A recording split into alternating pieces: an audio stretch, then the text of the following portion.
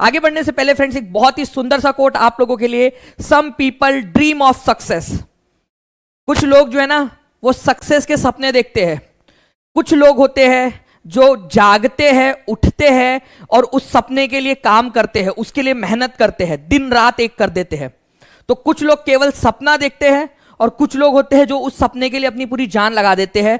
आप किस में हो फ्रेंड्स? ठीक है, ये देखिए, आप लोग केवल सिर्फ सपने देखने से कुछ नहीं होगा, उसके लिए काम करना पड़ेगा आप लोगों को। ओके, और वही चीज हम लोग यहां पर में कर रहे हैं। तो आगे बढ़ते हैं हम लोग यहां पर में हमारी एनसीईआरटी बेस्ड एक मेगा टेस्ट हम लोगों की यहां पर। और पहला क्वेश्चन आप लोगों के स्क्रीन के ऊपर में ये रहा। जितने भी लोग यहां पर में जुड़े हुए वो सभी लोग फ्रेंड्स एक बार इस सेशन को जहां भी शेयर कर सकते हो वहां शेयर जरूर कर देंगे। और जिन लोगों ने भी लाइक कर दिया उन सभी लोगों का बहुत बहुत धन्यवाद। लाइक का बटन भी जरूर दबाते रहेंगे। आप लोगों के पास में पोल आ चुका है। देखिए, एडी एनो डोमिनी युग को सीई भी कहा जाता है। तो सीई का फुल फॉर्म क्या है ये बताना है आप लोगों ने। ये एक क्राइस्ट ईरा है, क्रिश्चियन ईरा है, कॉमन ईरा है या करंट ईरा है? ये जो मैंने पढ़ाया है ना आप लोगों को उसी के ऊपर में आधारित आप लोगों का एक प्रश्न है। ये जल्दी बताइए इस पर्टिकुलर क्वेश्चन का आंसर क्या होगा आप लोगों का? आंसर जो है फ्रेंड्स आप लोगों को हो जाएगा कॉमन ईरा। ठीक है, तो सीई बोले अगर आप लोगों से तो उसका मतलब होता है कॉमन ईरा। ठीक है, और सीई से पहले जो था वो था बी सी ई। ठीक है, बीसीई बिफोर कॉमन ईरा। ये याद रखना है आप लोगों ने, बिफोर कॉमन ईरा। ये याद रखेंगे आप सभी लोग। एनसीईआरटी बेस्ड क्वेश्चन है फ्रेंड्स, एग्जाम के अंदर में कभी भी पूछा जा सकता है। दोनों के दोनों पॉइंट्स आप लोगों ने याद रखने हैं। नेक्स्ट क्वेश्चन की तरफ में हम लोग आगे बढ़ते हैं हमारे। ठीक है, इसका आंसर ऑप्शन नंबर सी था आप लोगों का। सीई मतलब कॉमन ईरा, बीसीई मतलब before common era. Now friends next question है, अधिकांश आधुनिक लिपि निम्नलिखित में से किस लिपि से विकसित हुई है? हमारे भारत की ज्यादातर लिपियां इसी लिपि से जनरेट हुई है आप लोगों की। भारत की ज्यादातर आज जो स्क्रिप्ट है, जो हम लोग लिखने की हमारी पद्धतियां है, वो इसी से जनरेट हुई है। बताइए किससे हुई है?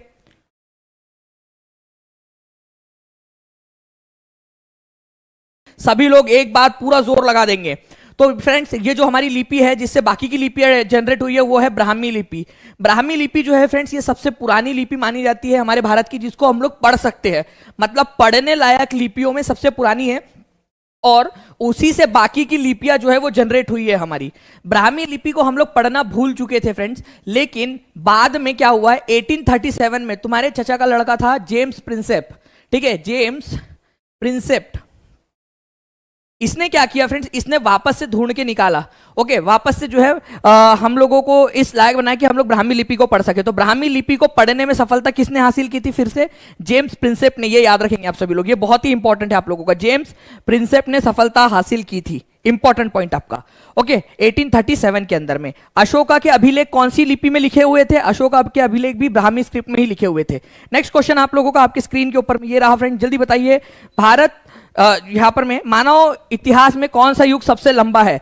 मानव इतिहास का सबसे लंबा वाला युग कौन सा है ये बताना है आप सभी लोगों ने। मानव इतिहास का सबसे लंबा युग paleolithic age, megalithic, mesolithic, neolithic. तो सबसे लंबा वाला जो युग है फ्रेंड्स वो है पैलियोलिथिक एज। ठीक है, पैलियोलिथिक। आप लोग यहां पर में इस डायग्राम को देखिए फ्रेंड्स, ये बहुत ही सुंदर सी डायग्राम है। ठीक है, जो आप लोगों के लिए बनाई गई है कि जो प्री हिस्टोरिक पीरियड है हमारा, जब हम लोग नंगू पुंगू पत्थरों के गुफाओं में रहा करते थे, पत्थर के औजारों का इस्तेमाल करते थे, तो पैलियोलिथिक, मेसोलिथिक, नियोलिथिक एज में उसको बांटा जा सकता है। इन तीनों एज में से सबसे लंबा जो कालखंड चला है वो चला है आपका पैलियोलिथिक एज, पूरा पाषाण युग। ये याद रखेंगे आप सभी लोग, सबसे लंबा चला है पूरा पाषाण युग।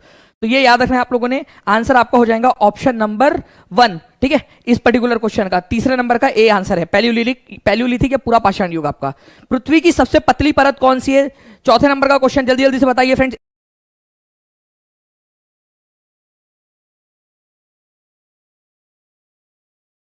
तो आंसर जो है फ्रेंड्स इस क्वेश्चन का हो जाएगा आप लोगों का सबसे पतली परत कौन सी है। ठीक है, तो हमारे पृथ्वी को 3 परतों में बांटा जा सकता है। एक है सबसे पहली हमारी यहां पर में जो है जिसको बोलते हैं क्रस्ट। ठीक है, दूसरे नंबर की है मेंटल और अंदर में है कोर। तो सबसे पतली परत जो है ना ये ऊपर वाली वो है क्रस्ट या परपटी उसको कहा जाता है। यहां दिया ही नहीं है क्रस्ट, तो आंसर होगा नन ऑफ दीज। कितने परसेंट लोगों ने सही आंसर लगाया है? केवल और केवल 10% लोगों ने सही आंसर लगाया है फ्रेंड्स, ठीक है, केवल 10% लोगों ने। इसीलिए बोलते हैं आप लोगों को कि भाई आपने क्या करना है, आप लोगों ने जो है अच्छे से पढ़ाई करनी है, रिवीजन करनी है। मानते हो कि नहीं मानते हो रिवीजन करनी है? कितने लोग मानते रिवीजन जरूरी है यहां पर में? जबकि यहां पर में केवल और केवल 14% लोग जो है थे जिन्होंने सही आंसर लगाया। तो क्रस्ट जो है फ्रेंड्स, ये याद रखना है आप सभी लोगों ने, ये क्रस्ट जो है ये आपकी सबसे पतली लेयर है, सबसे ऊपर वाली लेयर, जो ऑप्शन में ही नहीं दिया था। None of the above answer हो जाएगा आप लोगों का। फिर मेंटल है दूसरे नंबर के ऊपर में, जो कि सबसे ज्यादा वॉल्यूम 84% वॉल्यूम इसके पास में है, और 15% वॉल्यूम जो है आप लोगों का वो कोर के पास में है, इनर कोर और आउटर कोर मिलाकर, है ना। तो ये याद रखना है आप लोगों ने फ्रेंड्स, क्रस्ट सबसे ज्यादा पतली होती है, इसीलिए रिवीजन चाहिए आप लोगों की। नेक्स्ट क्वेश्चन की तरफ में आगे बढ़ने से पहले फ्रेंड्स फिर से एक बार देखिए, ये सबसे ऊपर वाली जो परत है आप लोगों की क्रस्ट है, केवल 1% वॉल्यूम है क्रस्ट के पास में। नेक्स्ट क्वेश्चन, निम्नलिखित में से कौन सा क्षेत्र जो है आप लोगों का जो है कर्क रेखा के सबसे पास में है? ठीक है, तो कर्क रेखा सब कहां से गुजरती है ये बताना है आप सभी लोगों ने। कर्क रेखा कहां से गुजरती है? तो कर्क रेखा गुजरती है फ्रेंड्स आप लोगों की यहां पर में, इनमें से सबसे पास में है विंध्या रेंज। विंध्या मैं आपको बताता हूं कैसे, ठीक है। यहां पर में आप लोग देखिए फ्रेंड्स, ये है कर्क रेखा जो जा रही है भारत के बीचों बीच में से, यहां पर में है विंध्या रेंज आप लोगों की। यहां पर में अरावली, यहां राजस्थान के अंदर में है अरावली। पश्चिमी घाट यहां पर में है, दक्कन का पठार यहां पर में है, पूर्वी घाट यहां पर में है। तो विंध्या की पहाड़ियां सबसे ज्यादा पास में है, ये याद रखना है आप लोगों ने कर्क रेखा के। इन ऑप्शंस में से जो दिया हुआ है उसमें से अरावली आप लोगों को राजस्थान के अंदर में यहां मिलेगा आप लोगों को। ओके, उसके बाद में आप लोग देखोगे विंध्या रेंज यहां पर में है कर्क रेखा के पास में, प्लस आपका वेस्टर्न घाट देखिए यहां पर में वेस्टर्न घाट, ओके, और दक्कन का पठार यहां नीचे में है। तो विंध्या पहाड़ियां सबसे पास में है। आंसर जो है फ्रेंड्स ऑप्शन नंबर बी होगा। 74% लोगों ने बिल्कुल सही आंसर लगाया है। आपको बताना है फ्रेंड्स कि निम्नलिखित को हाल के काल से शुरू करके अवरोही क्रम में लगाइए, मतलब उल्टा क्रम में लगाना है। अच्छे से पढ़िए और आंसर कीजिए इसका जल्दी जल्दी से सभी लोग। उल्टे क्रम में लगाना है सभी लोगों ने।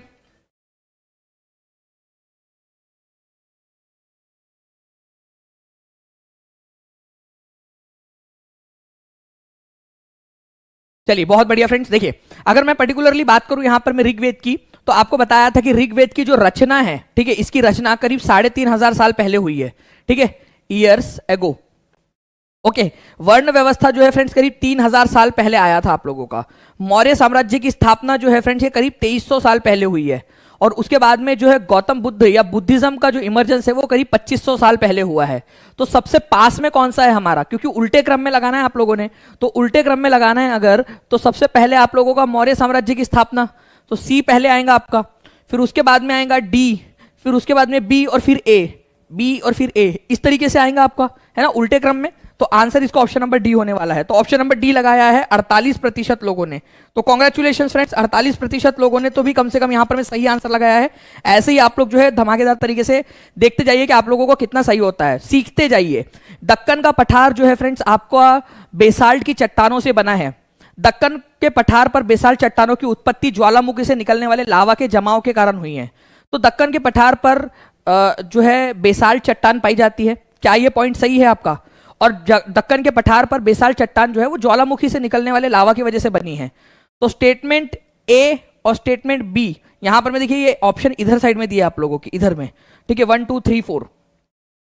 तो statement A and B both are correct, statement A and B both are false, A is false, B is false, ठीक है, A is false but B is correct. तो आंसर जो है फ्रेंड्स आप लोगों का एक्चुअल में जो है ना, ये दोनों के दोनों करेक्ट है आप लोगों के। दक्कन का पठार, ठीक है, दक्षिण में जो दक्कन का पठार है आप लोगों का, ये यहाँ पर में बेसाल्ट की चट्टानें आप लोगों की, बेसाल्टिक रॉक से बना है। और ये बेसाल्ट की चट्टानें यहाँ पर में कहाँ से आई? यहाँ पर में ये ज्वालामुखी चट्टानें हैं। ज्वालामुखी के फटने के कारण जो है जो लावा वहां इकट्ठा हुआ था उसके कारण ये चट्टानें बनी थी।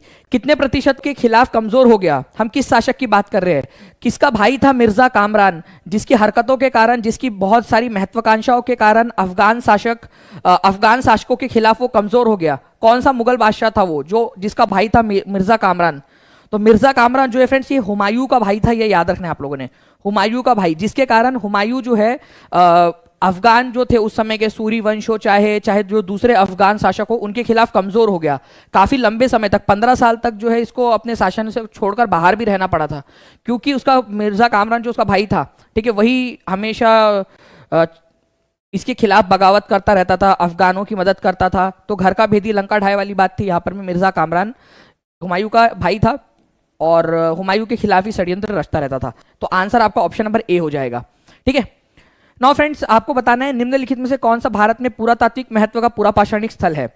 कौन सा वाला पैलियोलिथिक साइट है जो कि भारत के अंदर में है? जल्दी बताइए इस पर्टिकुलर क्वेश्चन का आंसर।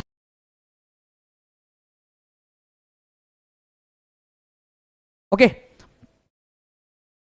बहुत चलिए, तो पूरा पाषाणिक स्थल है आप लोगों का। चिरांद जो है फ्रेंड्स बिहार के अंदर में और नौ पाषाणिक स्थल है। बुरझोम जो है ये नौ पाषाणिक स्थल है। मेहरगढ़ नौ पाषाणिक स्थल है। ठीक है, हुंजगी नाम की जगह है कर्नाटक के अंदर में, ये पूरा पाषाणिक स्थल की जगह है, मतलब सबसे पुराना वाला जो समय काल था उसकी जगह है। चिरांद क्या है जल्दी बताओ, बुरझोम क्या है जल्दी बताओ, और मेहरगढ़ कौन सी वाली है? Palaeolithic, Mesolithic, Neolithic? अभी मैंने आप लोगों को बताया है, तो आप लोगों ने आंसर फिर से करना है फ्रेंड्स। सभी लोग जल्दी जल्दी से आंसर करेंगे इस पर्टिकुलर क्वेश्चन का। बहुत बढ़िया, देखिए very good. Mehrgarh Neolithic site है, बाकी की जो है साइट्स नियोलिथिक है। हुंजगी जो है आप लोगों की पूरा पाषाणिक स्थल है, ये याद रखेंगे आप सभी लोग। नेक्स्ट क्वेश्चन की तरफ में आगे बढ़ते हैं फ्रेंड्स हमारे। ठीक है, ये हुंजगी आप लोगों को मिलेंगी कर्नाटक के अंदर में यहां पर। ओके चलिए, नेक्स्ट है आपका पृथ्वी की आकृति को जियोइड के रूप में वर्णित किया गया है। पृथ्वी, the shape of earth is described as geoid. पृथ्वी के आकार को जियोइड कहा जाता है। The pole of earth are slightly flattened. ठीक है, पोल्स जो है पृथ्वी के थोड़े से चपटे हैं और पृथ्वी जो है इसी वजह से जियोइड शेप की कहलाती है। जल्दी बताइए कौन सा वाला स्टेटमेंट सही है जल्दी से। तो यहां पर्टिकुलरली इस क्वेश्चन का जो आंसर है फ्रेंड्स वो आप लोगों का हो जाएगा कि पृथ्वी के शेप को जियोइड कहा जाता है और पोल के पास में पृथ्वी जो है थोड़ी सी चपटी है। तो both A and B are true, मतलब दोनों के दोनों स्टेटमेंट सही है आपके। और दो जो है वो रीजन है ए का, मतलब पृथ्वी को जियोइड क्यों कहा जाता है। ऐसे ही हमारा मन आया यहां पर में कि भाई क्या नाम रखे हमारी पृथ्वी का, राधाबाई, ठीक है, चंपाबाई, क्या नाम रखे हमारी पृथ्वी का? एक काम करते जियोइड रख देते इसके शेप का नाम। ऐसा किया कि हम लोगों ने नहीं, जियोइड इसका क्यों रखा हमने नाम? क्योंकि उसका शेप एक थोड़ा सा अलग है, वो पूरा परफेक्टली स्फीयर नहीं है। पोल के पास में चपटी है और पोल ध्रुवों के पास में पोल आप लोगों के ध्रुवों के पास में चपटी है और इक्वेटर के पास में उभरी हुई है, बलजी है। इसी वजह से जो है फ्रेंड्स इसका नाम जियोइड पड़ा है। तो ये भी सही है, ये भी सही है, और इसी के कारण ये दूसरा वाला जो रीजन है ना, इसी के कारण इसका नाम जियोइड पड़ा है। तो आंसर इसका होगा both 1 and 2 are true and 2 is the correct reason for A. इसका नाम जियोइड रखने का कारण क्या है? क्यों रखा हम लोगों ने इसका नाम जियोइड? क्योंकि ये ऐसे शेप का है, इसी वजह से। ओके याद रखना है आप सभी लोगों ने, इंपॉर्टेंट पॉइंट है, एग्जाम के अंदर में कभी भी पूछा जा सकता है आप सभी लोगों से। ओके तो आंसर इसका हो जाएगा फ्रेंड्स ऑप्शन नंबर ए। कितने परसेंट लोगों ने सही आंसर लगाया है यहां पर में? चलिए, बफरिंग का इशू कुछ लोग बता रहे हैं यहां पर में, एक बार देख लेंगे कि बफरिंग जो है वो आप लोगों की आ रही है क्या। ठीक है, नाउ फ्रेंड्स यहां पर में आप लोग देखिए, अश्वघोष जो एक पोएट था, किसके दरबार में, जिसने किसकी रचना की है? वाह क्या क्वेश्चन है भाई, मतलब जबरदस्त क्वेश्चन। DSSB JEC का क्वेश्चन है आप लोगों का। अश्वघोष, दो क्वेश्चन को एक ही साथ आ गया आप लोगों का। ठीक है, देखिए फ्रेंड्स अश्वघोष जो है ये आपका जो है कनिष्क का दरबारी कवि था। ठीक है, कनिष्क का दरबारी कवि था, ये याद रखना है आप सभी लोगों ने। और बुद्ध चरिता नाम की पुस्तक की रचना की है इसने। कनिष्क का दरबारी कवि था और बुद्ध चरिता नाम की पुस्तक की रचना की थी। तो आंसर इसका हो जाएगा फ्रेंड्स ऑप्शन नंबर बी। ठीक है, answer is option number B. Kanishka का दरबारी कवि था अश्वघोष और बुद्ध चरिता नाम की पुस्तक की इसने रचना की है। नेक्स्ट क्वेश्चन की तरफ में हम लोग आगे बढ़ते हैं फ्रेंड्स। आंसर हो जाएगा आप लोगों को ऑप्शन नंबर बी। ठीक है, तो बुद्ध चरिता ये आपका सुपर टेट के अंदर में भी क्वेश्चन आ चुका है फ्रेंड्स, आगे में भी पूछे जाने की संभावना बनती है। नेक्स्ट क्वेश्चन, अशोक के शिलालेखों और ब्राह्मी लिपियों को किसके द्वारा पढ़ा गया था? Important question. अभी आपको जो है स्टार्टिंग में मैंने बताया भी कि अशोका के शिलालेखों की रचना ब्राह्मी लिपि के अंदर में हुई थी, ब्राह्मी। और ब्राह्मी लिपि को किसने पढ़ा? तो ब्राह्मी लिपि को पढ़ा था फ्रेंड्स जेम्स प्रिंसेप ने। ठीक है, जेम्स प्रिंसेप ने 1837 के अंदर में इसको पढ़ा था। इंपॉर्टेंट क्वेश्चन है, बहुत ज्यादा इंपॉर्टेंट क्वेश्चन, आगे में कभी भी पूछे जाने की संभावना है। जल्दी से लाइक का नंबर भी बढ़ाते रहेंगे। B is the correct answer. James Prinsep नाम के एक व्यक्ति थे जिन्होंने 1837 में ब्राह्मी और खरोष्टी लिपि को पढ़ा था, जिससे कि हम सम्राट अशोक के अभिलेखों को पढ़ पाए। अदरवाइज हम लोग नहीं पढ़ पाते। अगर जेम्स प्रिंसेप नहीं होते तो हम लोग वो लिपि को नहीं पढ़ पाते, ना ही अशोका के बारे में हमारे पास में इतनी सारी जानकारी अवेलेबल हो पाती। नेक्स्ट क्वेश्चन, आपको बताना है कि निम्नलिखित में से कौन सा समुद्रगुप्त के सैन्य अभियान के 3 चरणों की विस्तृत जानकारी देता है? समुद्रगुप्त के बारे में कौन सा अभिलेख है जो जानकारी हम लोगों को देता है? बहुत ही सिंपल सा क्वेश्चन है फ्रेंड्स। अशोका के बारे में आप लोगों को पता है, ब्राह्मी जो है अभिलेख के अंदर में अशोका ने बहुत सारी जो है चीजें लिखवाई है। समुद्रगुप्त का सैन्य अभियान, ठीक है, संस्कृत भाषा के अंदर में अलाहाबाद पिलर इंस्क्रिप्शन जो है, अलाहाबाद पिलर इंस्क्रिप्शन या इसको प्रयाग प्रशस्ति भी बोला जाता है, उसमें आपको मिलती है समुद्रगुप्त के बारे में जानकारी। प्रयाग प्रशस्ति, प्रयाग, ठीक है, प्रयाग प्रशस्ति में ये लिखवाई थी हरिसेन ने। हरिसेन, हरिसेन कौन था? ठीक है, हरिसेन कौन था समुद्रगुप्त का? बताओ, हरिसेन समुद्रगुप्त का कौन था? दरबारी कवि था, ये याद रखना है आप सभी लोगों ने। दरबारी कवि था समुद्रगुप्त का हरिसेन। उसके दरबार में दरबारी कवि भी था, कुमार अमात्य भी था, सबसे इंपॉर्टेंट वाला मंत्री संधि विग्रही का भी था। ठीक है, ये भी याद रखना है आपने कि बहुत सारी अलग अलग पोस्ट इसके पास में थी। तो ऑब्वियस सी बात है समुद्रगुप्त की तारीफों में लिखेगा ही वो बहुत सारी चीजें। ओके, चलिए, तो C is the correct answer. Next question जो है फ्रेंड्स, आपको बताना है which of the following statement are true about Inamgaon. इनाम गांव के बारे में कौन सा वाला स्टेटमेंट सही है? तो आंसर यहां पर मैं मैक्सिमम लोग जो है फ्रेंड्स लगा रहे हैं, ठीक है, जो मैं देख पा रहा हूं सी आंसर लगा रहे हैं। आपको बता दूं फ्रेंड, दक्षिण नहीं उत्तर की तरफ, नॉर्थ की तरफ सर रख के दफनाया जाता था। दिशा में क्यों कंफ्यूज हो गए आप सभी लोग? केवल पहला वाला सही है, दूसरा वाला गलत है। यहां पर मैं आंसर जो है आप लोगों का साउथ नहीं होना चाहिए, नॉर्थ की तरफ रख के दफनाते थे। भूल गए कि राजू बेचारा मर गया आप लोगों के लिए, समझाने के लिए कि भाई जब भी मरता था तो नॉर्थ में सर रख के दफनाते थे, नॉर्थ डायरेक्शन में। बेचारा राजू मर गया तुम्हारे लिए और तुम लोग आंसर याद नहीं रख पाए। तो ओनली वन, केवल पहला वाला सही है। 14वें नंबर का आंसर जो है आप लोगों को हो जाएगा ऑप्शन नंबर ए। अब याद रहेगा हमेशा? अब हमेशा याद रहेगा कि नहीं रहेगा आप लोगों को? जल्दी बता दीजिए। नॉर्थ डायरेक्शन में सर रख के दफनाते थे इनाम गांव के अंदर में, घोड़ नदी के किनारे पर है। आगे बढ़ते हैं हम लोग फ्रेंड्स, यहां पर मैं हमारे नेक्स्ट क्वेश्चन की तरफ में। हमारा इनाम गांव है कहां पर में, कौन से राज्य में? एक्स्ट्रा पॉइंट याद रख लो, महाराष्ट्र के अंदर में है। नेक्स्ट, निम्नलिखित शासकों में से किसने दीवाने अमीर कोही नाम से विभाग की स्थापना की थी? दीवाने अमीर कोही, तो दीवान ए अमीर कोही नाम से डिपार्टमेंट की स्थापना की थी फ्रेंड्स मोहम्मद बिन तुगलक ने। मोहम्मद बिन तुगलक, ठीक है। तो आंसर यहां पर में मैक्सिमम लोगों ने कर दिया है, ठीक है। सही आंसर और गलत आंसर भी दोनों तरफ से यहां पर में आ रहे हैं आप लोगों के। मैं आप लोगों को बताना चाहूंगा कि दीवाने अमीर कोही कौन सा डिपार्टमेंट था, ये आप लोग कमेंट करके बताइए, तभी अपना एक नंबर जोड़ना। आप लोग बताइए यहां पर में दीवाने अमीर कोही कौन सा डिपार्टमेंट था? क्या ये फाइनेंस का डिपार्टमेंट था, एग्रीकल्चर का डिपार्टमेंट था, ठीक है, किस चीज का डिपार्टमेंट था ये? तो ये एग्रीकल्चर का डिपार्टमेंट था फ्रेंड्स, कृषि का, ये याद रखना है आप लोगों ने, ठीक है। कृषि का विभाग था, कृषि विभाग। कृषि को बढ़ावा देने के लिए मोहम्मद बिन तुगलक ने दीवाने अमीर को ही चलाया था।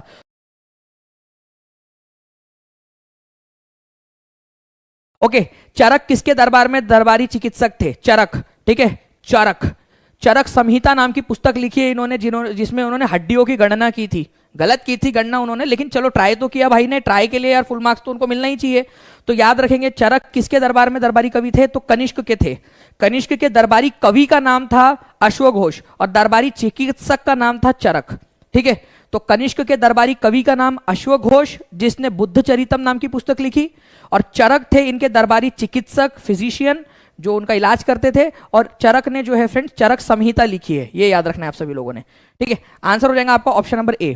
जियाउद्दीन बर्नी इनमें से कौन सी पुस्तक के लेखक है? ओके, जियाउद्दीन बर्नी इनमें से कौन सी पुस्तक के लेखक है? जल्दी बताइए आप सभी लोग। जियाउद्दीन बर्नी,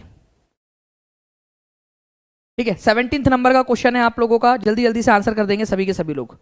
बहुत बढ़िया। देखिए फ्रेंड्स, आप लोगों को याद रखना है कि जियाउद्दीन बर्नी जो है, उन्होंने जो पुस्तक लिखी है आप लोगों की, वो लिखी है तारीख फिरोज शाही। ओके, तो तारीख फिरोज शाही जियाउद्दीन बर्नी की एक बहुत ही फेमस वाली पुस्तक है, ये याद रखेंगे आप लोग। ओके, तारीख फिरोज शाही जियाउद्दीन बर्नी ने लिखी है। 17 नंबर का आंसर हो जाएगा आप लोगों का ऑप्शन नंबर बी, ठीक है। इसके अलावा जो है फ्रेंड्स फतवा ए जहांदरी नाम की एक पुस्तक है जो इन्होंने ही लिखी थी। फतवा ए जहांदरी, फतवा ए जहांदरी, जहांदरी, जहांदरी, ओके, फतवा ए जहांदरी और तारीख फिरोज शाही। बोलो जल्दी से, जिन लोगों का भी गलत हुआ होगा तो भी कोई बात नहीं, यहां पर मैं सीखने के लिए ही तो आए हैं ना, सीखेंगे तभी तो आगे बढ़ेंगे। फतवा ए जहांदरी जियाउद्दीन बर्नी ने लिखी है, फतवा ए जहांदरी जियाउद्दीन बर्नी, ठीक है। तारीख फिरोज शाही जियाउद्दीन बर्नी, सभी लोग याद रखेंगे फ्रेंड्स, इंपॉर्टेंट है, एग्जाम के अंदर में पूछा जा सकता है आप लोगों से, ठीक है। ये जो फतवा ए जहांदरी है ना फ्रेंड्स, इसके अंदर में जो मुस्लिम शासक है उसको उसने कुछ गाइडलाइंस दी है, कुछ नसीहतें दी है। उसने बताया कि मुस्लिम शासकों ने कैसा होना चाहिए फतवा ए जहांदरी के अंदर में, और तारीख फिरोज शाही के अंदर में उसने फिरोज शाह के समय काल के बारे में जानकारी आप लोगों को दी है। तो आंसर इसका ऑप्शन नंबर बी हो जाएगा। फतवा ए जहांदरी बहुत ही इंपॉर्टेंट बुक है फ्रेंड्स। ऐसा कहा जाता है कि मुस्लिम शासकों के लिए एक गाइडलाइंस के तौर पर यह काम करती थी पुस्तक, उस समय के बाद में नसीहत देता था ये उसके अंदर में राजाओं को, नसीहत। ओके, और तारीख फिरोज शाही नाम की पुस्तक भी इसने ही लिखी है, जियाउद्दीन बर्नी ने। नेक्स्ट क्वेश्चन की तरफ में आगे बढ़ते हैं फ्रेंड्स। आप लोगों का 18th नंबर का क्वेश्चन 8वीं कक्षा की एनसीईआरटी पर आधारित आप लोगों की खिदमत में पेश है। जल्दी से बताइए। इस क्वेश्चन का आंसर क्या होगा? At the time of establishment of in 1945, ठीक है, उसकी स्थापना के समय में संयुक्त राष्ट्र में कितने सदस्य थे? तो 1945 में स्थापना हुई थी। अपने आप में एक नंबर का क्वेश्चन यहां बन सकता है। बन सकता है कि नहीं बन सकता? हाँ या ना जल्दी बताओ। ये क्वेश्चन बन सकता है कि नहीं बन सकता कि संयुक्त राष्ट्र की स्थापना कब हुई थी? ये क्वेश्चन बन सकता है। आज के समय में प्रेजेंट में जो है फ्रेंड्स ये 193 कंट्रीज है इसमें, लेकिन जब इसकी स्थापना हुई थी उस समय में केवल 51 मेंबर्स थे। क्या भारत इसका संस्थापक सदस्य है? हाँ या ना में जवाब दीजिए जल्दी से। क्या भारत इसका संस्थापक सदस्य है? जी हाँ, भारत इसका संस्थापक सदस्य है। इसकी स्थापना जब हुई थी 24 अक्टूबर 1945 को, तब भारत इसका सदस्य बना था। ओके, और इसकी जब स्थापना हो रही थी, जब इसकी मीटिंग्स चल रही थी, उस समय में भी यहाँ पर में जो है भारत इसका पार्ट था उस पूरी प्रक्रिया का, जब इसको बनाया जा रहा था। तो 51 नेशंस में भारत भी था। चाहे हम आजाद ना हुए हो, लेकिन फिर भी भारत इसका पार्ट था। तो आंसर इसका ऑप्शन नंबर डी हो जाएगा। प्रेजेंट में 193 कंट्रीज है, लेकिन स्टार्टिंग के अंदर में 51 कंट्रीज थे इसके अंदर में। नेक्स्ट क्वेश्चन की तरफ में आगे बढ़ते हैं। निम्नलिखित में से कौन सा देशांतरों के बारे में सही कथन है? बताइए जल्दी से। देशांतर, लॉन्जिट्यूड, कल ही आप लोगों को पढ़ाया है मैंने। लॉन्जिट्यूड के बारे में कौन सा वाला सही है आप लोगों का? ओके, जल्दी जल्दी से आंसर करते रहेंगे सभी लोग।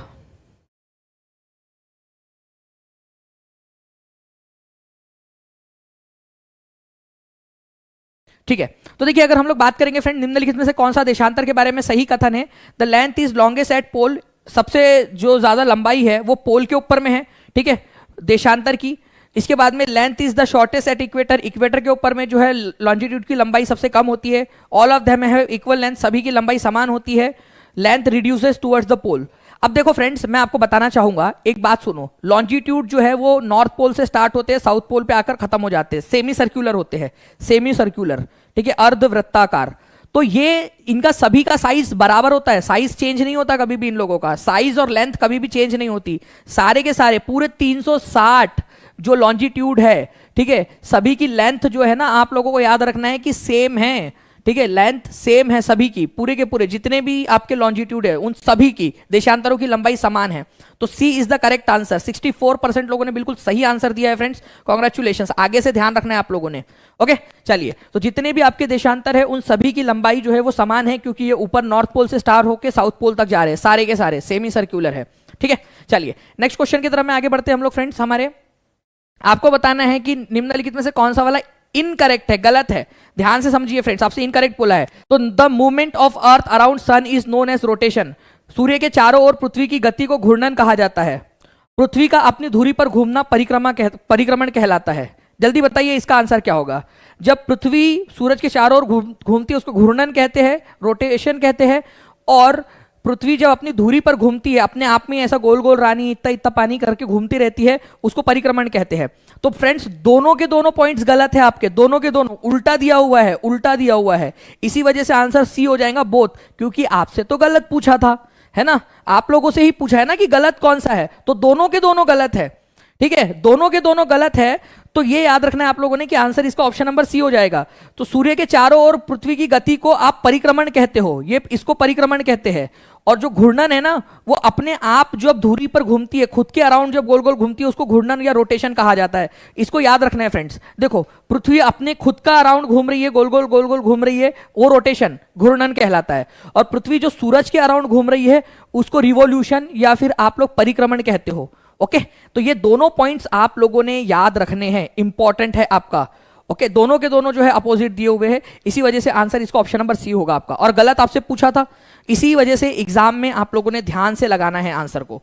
गलत देखे नहीं, कोई बात नहीं अर्चना सिंह जी, अभी नेक्स्ट टाइम से ध्यान रखना, क्योंकि आप जो है जब आप ध्यान रखोगे तभी आप लोग इस तरीके से इसको कर पाओगे। प्रियंका कुमारी सिंह जी व्हाट्सएप कर दीजिए, उसके ऊपर में आपको जानकारी मिल जाएगी। ओके, नेक्स्ट क्वेश्चन की तरफ में आगे बढ़ते हैं फ्रेंड्स। खादर, अच्छा जल्दी उसे बता देना 20 में से कितना नंबर आया था आप लोगों का, 20 में से कितना स्कोर आया है, ये भी आप लोग कमेंट करके बता दीजिए मुझे, ठीक है।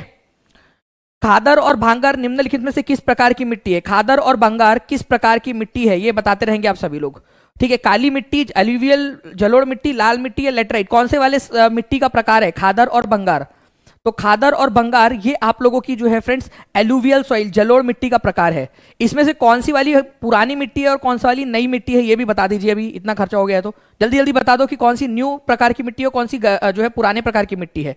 तो आपकी जो खादर है फ्रेंड्स ये न्यू है, नई वाली मिट्टी है, नई वाली जलोढ़ मिट्टी, और भांगर जो है आप लोगों की ओल्ड एल्यूवियल सॉइल है। दोनों के दोनों पॉइंट्स इंपॉर्टेंट है, याद रखेंगे आप सभी लोग, ठीक है। चलो आगे बढ़ते हैं फ्रेंड्स। आप लोगों का खादर पुरानी वाली मिट्टी, भांगर जो है आप लोगों की न्यू वाली मिट्टी है एल्यूवियल सॉइल के प्रकार में। Next, Llanos, steppe, prairies, weld. Option eliminate करके आप लोग कोशिश कीजिए फ्रेंड्स यहां पर में कैसे आंसर लगाया जा सकता है। आप लोगों का यूपी पीसीएस सिविल सर्विसेज 2016 में आया था, एनसीईआरटी बेस्ड क्वेश्चन है। कोशिश करना है आप लोगों ने कि इसका आंसर क्या होगा आपका। लानोस, ठीक है, लानोस आप याद रखिए फ्रेंड्स, वेनेजुएला में पाए जाते हैं, वेनेजुएला। और वेनेजुएला जो है वो साउथ अमेरिका की एक कंट्री है, साउथ अमेरिका, दक्षिण अमेरिका की कंट्री। तो लानोस साउथ अमेरिका में पाए जाते हैं, ठीक है। वेल्ट जो है फ्रेंड्स वो दक्षिण अफ्रीका में पाए जाते हैं। तो अफ्रीका दक्षिण अफ्रीका मतलब अफ्रीका, ठीक है, दक्षिण अफ्रीका। तो ए की जोड़ी 4 के साथ और डी की जोड़ी 2 के साथ, ए की जोड़ी 4 के साथ, डी की जोड़ी जो है 2 के साथ। तो 4 2, देखिए यहां 4 है, यहां 2 है, ठीक है, यहां 4 और 1 है, तो ये आंसर नहीं हो सकता तीसरा वाला। 4 है और 2 है, ठीक है। तो आप लोगों का एक ऑप्शन एलिमिनेट हो गया, ऑप्शन नंबर 3 एलिमिनेट हो गया। ऑप्शन नंबर 3 कोई नहीं लगाएगा अब, ठीक है। आपका देखिए यहां पर में जो 13% लोग लगा चुके हैं उनका गलत हो गया है। अब बाकी में देखेंगे यहां पर में फ्रेंड्स, प्रेरीज नॉर्थ अमेरिका में बोला जाता है, प्रेरीज घास के मैदान उत्तरी अमेरिका में है आप लोगों के। सी की जोड़ी लगेंगी 1 के साथ में, ठीक है। तो सी की जोड़ी 1 के साथ में केवल एक जगह पे लगी थी और ये क्लीन बोल्ड। आप लोगों का आंसर आपके सामने आ चुका है, clean sweep, okay. Prairies north America में। आपको याद रखना है कि नॉर्थ अमेरिका के लोग प्रेयर कर रहे हैं कि अगले जन्म हमें ड्रम चच्चा ना दीजो, अब आगे से कभी भी ट्रम्प को जिता के नहीं लाना है करके। तो प्रेरीज जो है फ्रेंड्स नॉर्थ अमेरिका की प्रेयर कर रहे हैं वो लोग, प्रेरीज घास के मैदान, ओके। तो नॉर्थ अमेरिका में है, याद रखेंगे। स्टेपी जो है फ्रेंड्स वैसे तो सेंट्रल एशिया में पाया जाता है, लेकिन इसका कुछ हिस्सा यूरोप में भी जाता है, इसी वजह से मैंने उससे एलिमिनेट नहीं किया आपका। स्टेपी सेंट्रल एशिया, मध्य एशिया में पाया जाता है और कुछ हिस्सा इसका यूरोप के अंदर में भी पाया जाता है, इस वजह से इसका आंसर आपका बी की जोड़ी 3 के साथ में लगेंगी, ठीक है। चलो नाउ फ्रेंड, निम्नलिखित में से कौन पल्लवों की राजधानी थी? सभी लोगों ने आंसर करना है। 1750 लोग हो गए हैं, 250 की जरूरत है। और लाइक का नंबर भी बढ़ाते रहेंगे फ्रेंड, जितने भी लोग देख रहे हैं। जिन लोगों ने टीचिंग परीक्षा चैनल को सब्सक्राइब नहीं किया है वो लोग चैनल को सब्सक्राइब भी जरूर कर लीजिए। बताइए इस पर्टिकुलर क्वेश्चन का आंसर क्या होगा आप लोगों का। इसका आंसर होगा फ्रेंड्स आपका कि भाई पल्लवों की राजधानी थी आपकी कांचीपुरम, ठीक है, कांचीपुरम, कांचीरे कांचीरे, ठीक है। तो कांचीपुरम आप लोगों का आंसर होने वाला है, पल्लवों की राजधानी। रायचूर दोआब, दो आब का मतलब क्या होता है? दो आब, ठीक है, आब मतलब पानी और दो आब मतलब दो पानी के बीच का एरिया। तो रायचूर दोआब, बताओ कौन से दो नदियों के बीच का इलाका है? रायचूर दोआब। ये भी क्वेश्चन काफी सारे एग्जाम्स में पूछा जाता है, तो आप लोग जल्दी से बताएंगे रायचूर दोआब कौन से दो नदियों के बीच का इलाका है। आप लोगों का कॉन्फिडेंस बढ़ रहा है कि नहीं बढ़ रहा है? जैसे जैसे रिवीजन कर रहे हो बढ़ रहा है ना आपका कॉन्फिडेंस, आप आंसर कर पा रहे हो, आप जब ऑप्शन देख रहे हो तो उसको भी बता पा रहे हो आप लोग कि क्या होगा। जैसे कृष्णा तुंगभद्रा की लाइन लगा दी है आप लोगों ने, ओके। तो कृष्णा और तुंगभद्रा नदी के बीच में है, कृष्णा और तुंगभद्रा, तुंग, ठीक है, तुंगभद्रा, ठीक है, तुंगभद्रा। ये तुंगभद्रा नदी जो है फ्रेंड्स ये कृष्णा की ही सहायक नदी है, ये याद रखना है आप लोगों ने, बाद में जाकर कृष्णा में ही मिल जाती है। नेक्स्ट क्वेश्चन की तरफ में आगे बढ़ते हैं हम लोग। यहां पर में ये कांची आप लोग देख रहे हो फ्रेंड्स, यहां पर में ये पल्लव लोगों की राजधानी थी। भारत में क्रिप्स मिशन के समय ब्रिटिश प्रधानमंत्री कौन थे? ये क्रिप्स मिशन भारत में आया कब था ये भी बता देना मुझे, ठीक है। क्रिप्स मिशन कौन से साल में भारत में आया था? इंपॉर्टेंट क्वेश्चन है, ठीक है। क्रिप्स मिशन भारत में कब आया था ये बताएंगे आप सभी लोग, और इसके अलावा ये भी बताएंगे कि भाई उस समय ब्रिटेन के प्रधानमंत्री कौन थे। अगर हिम्मत है तो ये भी बता दो कि उस समय में भारत का वायसराय कौन था। तो देखिए फ्रेंड्स, क्रिप्स मिशन आया था भारत के अंदर में मार्च, ठीक है, 1946 में, 1946 के अंदर में, ये याद रखेंगे आप सभी लोग। मार्च 1946 के अंदर में क्रिप्स मिशन भारत आया। उस समय में फ्रेंड्स ब्रिटेन के प्रधानमंत्री थे क्लीमेंट एटली, भारत की आजादी के समय में भी यही थे, इन्होंने ही भेजा था अपने मंत्रिमंडल, ठीक है। अच्छा, यहां पर में क्रिप्स मिशन आप लोगों से पूछा गया है, ठीक है, क्रिप्स मिशन। तो एक सेकेंड फ्रेंड्स, क्रिप्स मिशन जो है आप लोगों का ये था 1942 का आप लोगों का, ठीक है, क्रिप्स मिशन 1942 का, और उस समय में थे विंस्टन चर्चिल आप लोगों के, विंस्टन चर्चिल। अब मैं आपका यहां पर मैं दोनों के दोनों पॉइंट क्लियर कर ही देता हूं, फिर से ये क्वेश्चन आप लोगों से पूछ लूंगा, ठीक है। यहां पर मैं देखिए आप लोग सभी के सभी लोग, क्रिप्स मिशन जो है, क्रिप्स मिशन, ठीक है, और कैबिनेट मिशन, दोनों के दोनों पॉइंट में आप लोगों को ध्यान रखना है। क्रिप्स मिशन जो है वो आया था आप लोगों का 1942 के अंदर में। उस समय में वर्ल्ड वॉर 2 चल रहा था, और वर्ल्ड वॉर 2 में भारत की मदद मांगने के लिए, भारतीय लोगों की मदद मांगने के लिए जो स्टैफोर्ड क्रिप्स थे आप लोगों के, उनके नेतृत्व के अंदर में विंस्टन चर्चिल ने, विंस्टन चर्चिल चर्चिल उन्होंने जो है फ्रेंड्स ये भेजा था कि भारतीय लोगों को जाके मनाओ करके। ओके, कैबिनेट मिशन जो है ये आया आप लोगों का कैबिनेट मिशन 1946 के अंदर में, और उस समय में सरकार बदल चुकी थी। विंस्टन चर्चिल की जगह पे क्लीमेंट एटली जो है वो प्रधानमंत्री बन चुके थे। तो अब हम लोग देख लेते हैं कि क्वेश्चन हमसे क्या पूछ रहा है। क्वेश्चन हमसे पूछ रहा है कि क्रिप्स मिशन जो कि 1942 में आया था, उस समय में प्रधानमंत्री कौन थे? तो आंसर विंस्टन चर्चिल लगाना है हम लोगों ने। ठीक है, विंस्टन चर्चिल। चलो कोई नहीं फ्रेंड्स, यहां पर मैं आप लोग जो है दोनों के दोनों पॉइंट्स आप लोगों को समझ गए, लिख दो जल्दी से कमेंट बॉक्स में ताकि याद हो जाए आप लोगों को। क्रिप्स मिशन बोला है आप लोगों से, 1942 में आया था। ठीक है, विंस्टन चर्चिल प्रधानमंत्री थे। ठीक है, कैबिनेट मिशन 1946 में आया था, क्लीमेंट एटली थे। अब मैंने एक बार बोल दिया है आप लोगों को कि भाई वायसराय भी बता देना करके। अब जब बोल दिया है तो बोल दिया है, जब बोल दिया है तो बोल दिया है, हम वो भी करेंगे। फिर इसमें कोई बहुत बड़ी बात थोड़ी है कि उसको कर नहीं सकते हम लोग करके। क्रिप्स मिशन जब 1942 के अंदर में आया तो उस समय में भारत के वायसराय थे लॉर्ड लिनलिथ गो। लॉर्ड लिनलिथ गो भारत के वायसराय थे। ठीक है, क्रिप्स मिशन के समय में, क्रिप्स मिशन जब भारत आया, लॉर्ड लिनलिथ गो भारत के वायसराय थे। और जब कैबिनेट मिशन भारत के अंदर में आया तो लॉर्ड वेवेल भारत के वायसराय थे। ठीक है, कोई इतनी बड़ी बात नहीं। आप लोग अच्छे से पढ़ोगे ना फ्रेंड्स, तो मैं फिर आपको दिल खोल के पढ़ाऊंगा। आप लोगों को जितनी जानकारी आप लोगों को चाहिए, हर एक जानकारी आप लोगों को देता रहूंगा।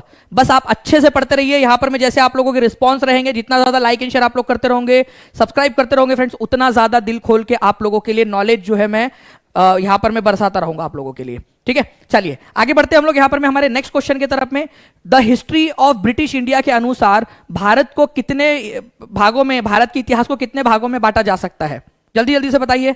भारत के इतिहास को जो है फ्रेंड्स आप लोग, हिस्ट्री ऑफ ब्रिटिश इंडिया, ठीक है, किसने लिखा था ये भी बता देना है आप लोगों ने कि किसने लिखा था, कब लिखा था, ये भी आप लोग बता सकते हो।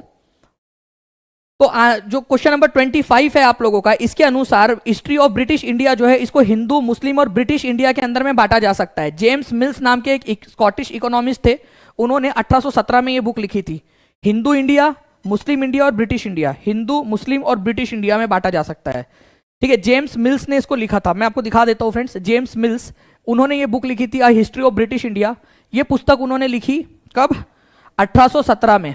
1817 के अंदर में ये पुस्तक लिखी, जिसमें उन्होंने हिंदू, मुस्लिम और ब्रिटिश इन तीन कालखंडों में भारत के इतिहास को विभाजित किया कि पहले हिंदू शासक थे, फिर मुस्लिम शासक आए और फिर बाद में ब्रिटिश शासक आ गए। बताओ 25 में से कितने लोगों का जो है 25 में से 25 आए हैं? जल्दी जल्दी से कमेंट करके बता देंगे। 25 में से 25 कितने लोगों के आए हैं? 25 में से 26 तो आ ही नहीं सकते। 24 कितने लोगों के आए? 23 कितने लोगों के आए हैं? 22, 20, 21 कितने लोगों के आए? जल्दी से कमेंट करके बताइए। और अभी भी पूरा मौका है फ्रेंड्स, आपके पास में पूरे 25 क्वेश्चन बचे और मैं चाहूंगा कि पूरे 25 में से 25 आगे में आप लोग स्टोर से जो है यहां पर में सही आंसर करो। देखते हैं, आपको चैलेंज कर रहा हूं कि 25 में से और आगे में 25 कौन लेकर आ सकता है। अपनी ज्योतिराव फूले ने अपनी पुस्तक गुलामगिरी किसको समर्पित की थी? गुलामगिरी नाम की पुस्तक लिखी उन्होंने। ठीक है, गुलामगिरी नाम की पुस्तक, और किसको समर्पित कर दी बताओ? तो ये पुस्तक जो है उन्होंने समर्पित कर दी थी अमेरिकन को, जिन्होंने अमेरिकन सिविल वॉर के अंदर में भाग लिया था गुलामी को खत्म करने के लिए। अब अमेरिका के अंदर में तो किसी ने पढ़ा नहीं होगा गुलामगिरी नाम की पुस्तक। हे मैन सी, जैसे मैंने आपको पिछले बार भी बताया कि Jyotirao Phule has written a book, very good book for us. वहां के गुलाम लोगों ने तो पढ़ा नहीं होगा। बेसिकली उनका मकसद था भारतीय लोगों में चेतना जगाना, भारत के लोगों के अंदर में चेतना जगाना कि भाई जैसे अमेरिका के लोगों ने गुलामी को खत्म किया है, वहां पर में एक क्रांति लाकर भारत के अंदर में भी गुलामी को, जो जाति प्रथा के नाम पर भारत में गुलामी चल रही है, उसको खत्म करने की जरूरत है। ये उन्होंने किया था, तो अमेरिका के लोगों को समर्पित किया था उन्होंने। ठीक है, तो आंसर इसका ऑप्शन नंबर डी होगा। कितने प्रतिशत लोगों ने सही आंसर दिया है? Please can we have this stats? D, 82% लोगों ने आंसर दिया है। नाउ फ्रेंड्स आगे बढ़ते हैं। किस राष्ट्रीय आंदोलन को वंदे मातरम आंदोलन के नाम से भी जाना जाता था? वंदे मातरम आंदोलन, मैं आपको हिंट देता हूं फ्रेंड्स, ये आंदोलन 1905 में स्टार्ट हुआ था। ये आंदोलन बंगाल के विभाजन के बाद स्टार्ट हुआ था। दोनों हिंट आपको दे दिया मैंने। ठीक है, 2 हिंट दिया है आप लोगों को कि ये आंदोलन बंगाल के विभाजन के बाद स्टार्ट हुआ था और ठीक है 1905 में हुआ था। स्वदेशी आंदोलन, स्वदेशी आंदोलन, या फिर आप लोग इसको जो है फ्रेंड्स बाइकॉट मूवमेंट भी बोलते हो आप लोग, जिसके अंदर में हम लोगों ने केवल स्वदेशी जो चीजें हैं, जो भारत में बनी चीजें हैं, उनका इस्तेमाल करने का आग्रह किया सभी लोगों से। स्वदेशी आंदोलन जो है बंगाल के इलाके में शुरू हुआ था, बंगाल विभाजन के विरोध में। उसी को आंध्रा के इलाके में वंदे मातरम आंदोलन के नाम से भी जाना जाता था, आंध्र प्रदेश के इलाके के अंदर में। तो B is the correct answer. तो वंदे मातरम आंदोलन के नाम से जाना जाता था इसको आंध्रा के इलाके में, डेल्टा वाला जो इलाका था, समुद्री किनारे वाला इलाका। ठीक है, सर्वोपरिता की नीति अपनाने वाला अंग्रेज गवर्नर जनरल कौन था? पैरामाउंटसी। पैरामाउंटसी का मतलब कि हम सबसे बड़े हैं, भारत के अंदर में जितने भी राजे रजवाड़े हैं वो हमसे नीचे रहेंगे, उनको ये मानना पड़ेगा कि अंग्रेज उनके बॉस है। ठीक है, अंग्रेजों का जो राजा या रानी है वो उनकी बॉस है, उनका राजा या रानी है, ऐसा मानना पड़ेगा। इवन हमारे राजे रजवाड़ों को भी ऐसा मानना पड़ेगा कि वो उनका भी एक बॉस है जो ब्रिटेन के अंदर में बैठा हुआ है, उनकी राजा या रानी। इसको बोलते हैं पॉलिसी ऑफ पैरामाउंटसी। और ये कौन लेकर आया था पॉलिसी ऑफ पैरामाउंटसी? ये लेकर आया था फ्रेंड्स आपका चचा का लड़का लॉर्ड हेस्टिंग। ठीक है, वॉरेन हेस्टिंग नहीं, लॉर्ड हेस्टिंग। दो हेस्टिंग हुए, वॉरेन हेस्टिंग नहीं बोलना है आप लोगों ने। लॉर्ड हेस्टिंग्स जो है फ्रेंड्स, इसको लिखा जाता है शॉर्ट में आपका लॉर्ड हेस्टिंग्स। ठीक है, तो 1813 से 1823 के बीच में इसने भारत के अंदर में जो है बंगाल का गवर्नर जनरल था ये, और इसने ही पैरामाउंटसी की नीति लेकर आया था, सर्वोपरिता की नीति। एनसीईआरटी में दिया हुआ है, डायरेक्ट याद रखेंगे, लॉर्ड हेस्टिंग्स ने लेकर आया था पैरामाउंटसी की नीति। ठीक है, सर्वोपरिता की। भारत के अंदर में जितने भी राजे रजवाड़े वो सारे सारे के सारे ब्रिटेन के राजा के या जो भी रानी रहेंगी उसके नीचे रहेंगे। ओके, नाउ फ्रेंड्स, सतनामी आंदोलन किसके द्वारा स्थापित किया गया था? 29 नंबर का क्वेश्चन है। तो गुरु घासीदास जी जो है फ्रेंड्स, उन्होंने सतनामी आंदोलन चलाया था। कौन से इलाके में चलाया था? भारत के सेंट्रल इंडिया में, सेंट्रल इंडिया, मध्य भारत के अंदर में इन्होंने चलाया था। ये याद रखना है फ्रेंड्स, सेंट्रल इंडिया के अंदर में, मध्य भारत के इलाके के अंदर में। तो आंसर इसका जो है फ्रेंड्स ऑप्शन नंबर बी होगा, सतनामी आंदोलन। कौन से लोगों के बीच में चलाया था? जो लेदर वर्कर थे, जो चमड़े का कारोबार करते थे, जिन चमड़े के कारीगर जो थे, चमड़े से बहुत सारे बैग चप्पल वगैरह जो बनाते थे, उन लोगों को बहुत नीचे दर्जे का माना जाता था समाज में। उन लोगों की सेवा करने के लिए गुरु घासीदास जी ने सतनामी आंदोलन चलाया था। आगे बढ़ते हैं हम लोग यहां पर में हमारे नेक्स्ट क्वेश्चन की तरफ में। देखिए ये क्वेश्चन बढ़िया क्वेश्चन है, आप लोग बताइए इसका आंसर क्या होगा। आपको बोला है शीतकालीन संक्रांति तब होती है जब दक्षिणी गोलार्ध में सबसे लंबा दिन और सबसे छोटी रात होगी। ठीक है, विंटर सोल्स्टिटाइज जो है फ्रेंड्स सदर्न हेमिस्फीयर में जब होगा, जब लंबा दिन होगा और छोटी रातें होंगी। समर सोल्स्टिटाइज के अंदर में उत्तरी गोलार्ध में, ठीक है, आपका छोटा दिन होगा और लंबी रात होंगी, छोटा दिन और लंबी रात। देखिए समर सोल्स्टिटाइज में क्या होता है, समर का महीना, आप अपने हिसाब से देखो, क्योंकि यहां पर मैं क्या है ना फ्रेंड, जितनी भी मैक्सिमम जो साइंटिफिक टर्म्स बनाई गई है वो उत्तरी गोलार्ध के हिसाब से बनाई गई है। और लकीली हम भारत के लोग जो है ना वो भी हम उत्तरी गोलार्ध में ही रहते हैं, हमारा भारत उत्तरी गोलार्ध में है। तो समर सोल्स्टिटाइज मतलब कि गर्मी के मौसम में बताओ छोटा दिन होता है क्या हमारे भारत के अंदर में, उत्तरी गोलार्ध में छोटा दिन होता है या लंबा दिन होता है? आप बताओ मेरे को, बाकी चीजों को मारो गोली, आप ये मेरे को बताओ बस अभी के अभी। ठीक है, अब जाओ, नहीं पता आपको, अभी अभी हुए हो आप, आपने ध्यान नहीं दिया अपने मम्मी से, पापा से, ठीक है, पति देव से, सासू माँ से, जिससे पूछ के आना पूछ के आओ कि समर के मौसम में, ठीक है, गर्मियों में लंबा दिन होता है या छोटा दिन होता है? गर्मियों के मौसम में लंबा दिन होता है फ्रेंड्स आप लोगों का। यहां पर मैं क्या बोल रहा है, यहां पर मैं बेवकूफ बना रहा हम लोगों को, शॉर्टेज डे बोल रहा है यहाँ, तो ये तो गलत है बिल्कुल आपका। विंटर सोल्स्टिटाइज जो है फ्रेंड्स ये होता है दक्षिणी गोलार्ध के अंदर में। तो दक्षिणी गोलार्ध में उस समय में सबसे लंबा दिन होता है विंटर सोल्स्टिटाइज में। ठीक है, मतलब जब हमारे भारत में जो है विंटर चल रहे होते हैं तो दक्षिणी गोलार्ध के अंदर में उस समय में समर चल रहा होता है, तो हमने तो हमारे हिसाब से विंटर नाम रखा उसका, जबकि दक्षिणी गोलार्ध में उस समय में हो रहा होता है आप लोगों का, ठीक है, समर। तो विंटर सोल्स्टिटाइज में दक्षिणी गोलार्ध के अंदर में सबसे लंबा दिन होता है और छोटी रातें होती है उस समय में, विंटर सोल्स्टिटाइज के अंदर में दक्षिणी गोलार्ध में। और हमारे यहाँ इसका उल्टा होता है, हमारे यहाँ पर में जो है छोटा दिन होता है, लंबी रात होती है विंटर सोल्स्टिटाइज के अंदर में। तो यहाँ पर में पहला वाला सही है, दूसरा वाला गलत है। तो पहला सही है, दूसरा गलत है। आप लोगों से जो है फ्रेंड्स सही वाला ही पूछा था, सेलेक्ट द करेक्ट आंसर, तो आप लोगों का आंसर ऑप्शन नंबर ए हो जाएगा, सिंपल। ठीक है, कितने लोगों ने सही किया था ये, कितने लोगों ने सही आंसर किया है इसका देख लेते हैं। यहां पर मैं हमारा केवल और केवल जो है फ्रेंड्स 30% लोगों ने सही आंसर लगाया है, 30% लोगों ने, ठीक है, 30% लोगों ने सही आंसर लगाया है। नेक्स्ट टाइम ध्यान रखोगे इसका आप लोग, ठीक है। चलो, वेद समाज, प्रार्थना समाज, सिंह सभा पूछा गया क्वेश्चन है फ्रेंड्स, एनसीईआरटी बेस्ड क्वेश्चन। जल्दी बताइए इसका आंसर क्या होगा आपका।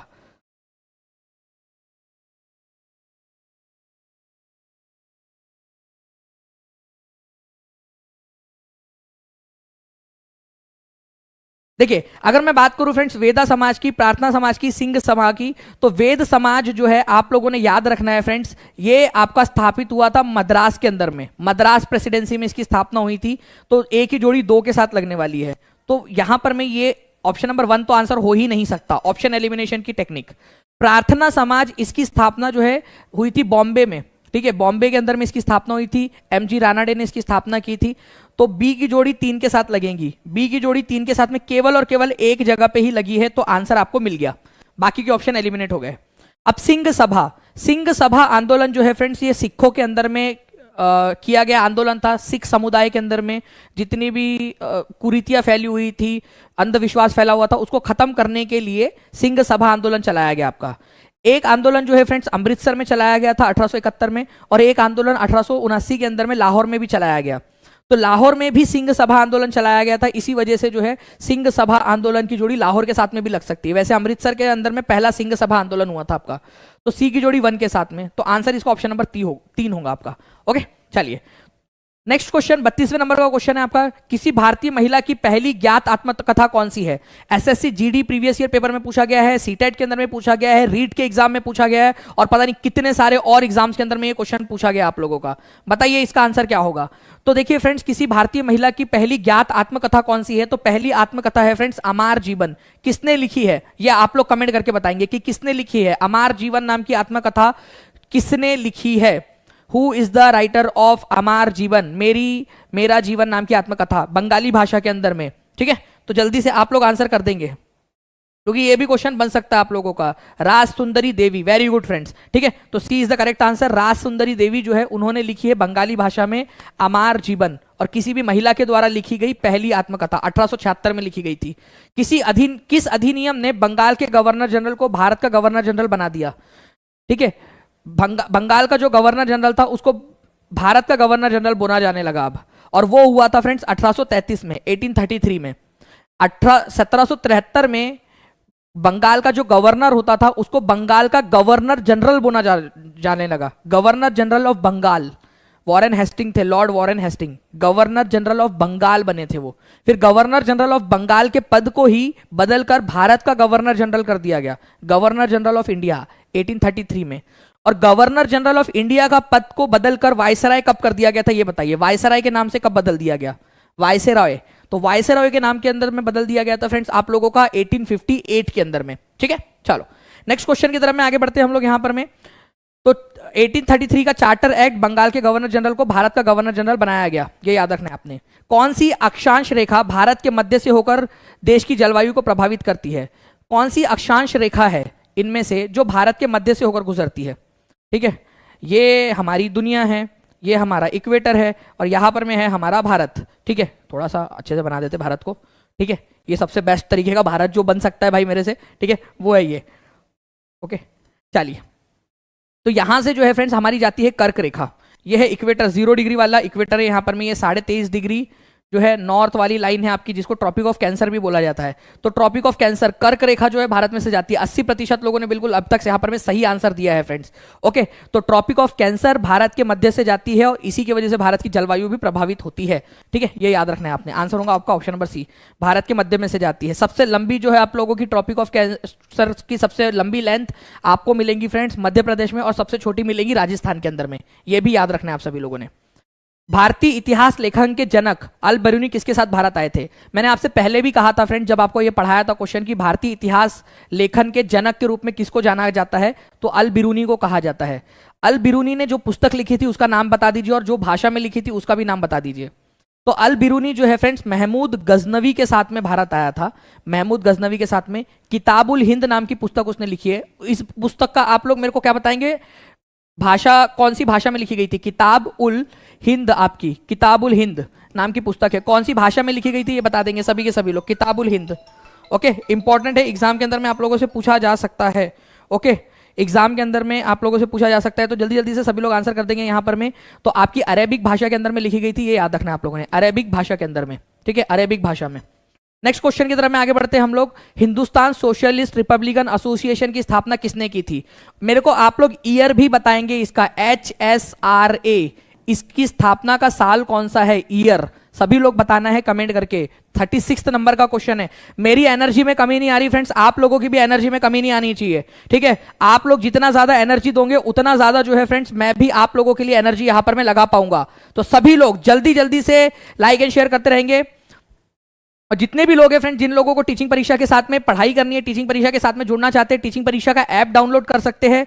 टीचिंग परीक्षा के कोर्सेज के साथ में जुड़ना चाहते हैं, सीटेट हो, DSSB हो, या बिहार शिक्षक भर्ती से रिलेटेड कोर्सेज हो, 7611101101 इस नंबर पे, या 96978888 444 इस नंबर पे आप लोग कॉल करके जानकारी हासिल कर सकते हो।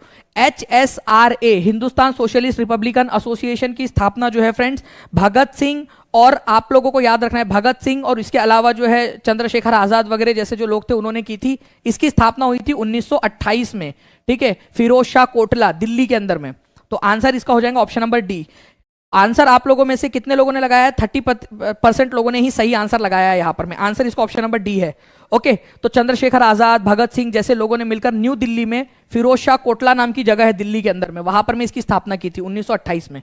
HSRA, ठीक है, हिंदुस्तान सोशलिस्ट रिपब्लिकन एसोसिएशन, और इसी को हिंदुस्तान सोशलिस्ट रिपब्लिकन आर्मी के नाम से भी जाना जाता है। नाउ फ्रेंड्स नेक्स्ट क्वेश्चन है आप लोगों का कि कौन सी वाली चीज भीमबेटका के बारे में सही नहीं है। Please point to be noted my Lord, यहां पर में पूछा गया है कौन सी वाली पॉइंट सही नहीं है। तो कौन सा वाला पॉइंट सही नहीं है आप लोगों का?